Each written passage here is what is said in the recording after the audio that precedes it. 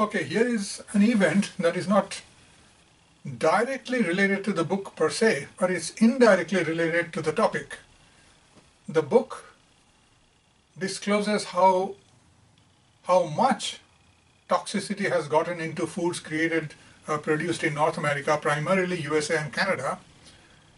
And the topic is a realization that at the root of this evil, I call it evil when you have poison introduced into the food by the system, the root of this is linked with what I consider to be corruption in our political system or undue one-sided influence by the poison peddling corporations that want to make a buck and keep hoodwinking the people and tarnishing the science by pretending that it is safe. The root of it is political corruption, and the parties responsible for it is you and me for allowing this to happen in a system that is supposed to be quote-unquote democratic.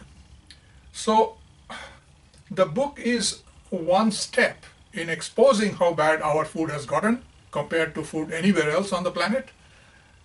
But the second step is, if we realize that the problem is political, then it should be our duty to re-exert our rights as citizens that dictate how the government will make its laws.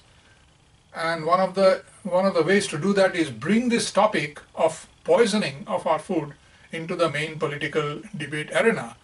As it happens that out of North American food, the foods collected in the western part of Canada, which is west of Ontario onwards, includes the prairies, that is where the most toxic food samples were picked up by CFIA out of this near 8,000 samples that has been analyzed in the book.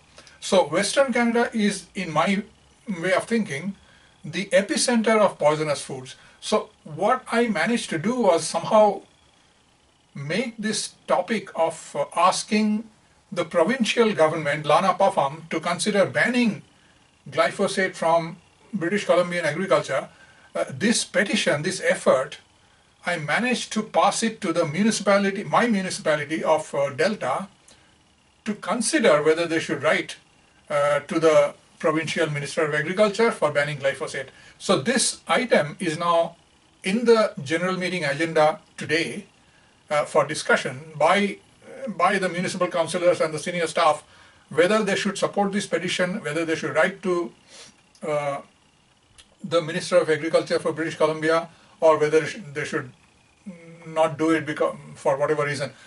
Whatever they do today, my first goal is successfully achieved, because they will have to debate it and they will have to take a decision, and that will be on record, both on video as well as in paper-based records, that the municipality did discuss the issue of asking the provincial government to ban glyphosate from British Columbia, despite the fact that its use has been approved federally. So that is the event. Today, the municipality of Delta will debate it. I will attend it, and I will take some pictures and maybe post an update.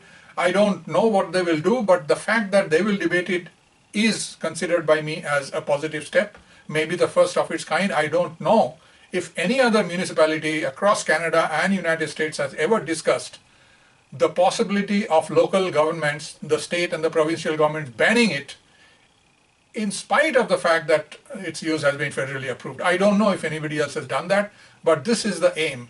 It's not, I'm not making this video to put a feather in my cap. The aim is to make other people also make their municipalities to discuss it, and hopefully some municipality or the other will support this idea and start pushing back at the provincial government, which will hopefully influence eventually the state and the provincial governments to consider banning it. That is the ultimate goal. And of course, in order to do that, we need more and more people at the grassroots level to push at their elected government. That is the other goal. So that is the event today. And this is a brief, well, not so brief explanation of what we are trying to do. Thank you.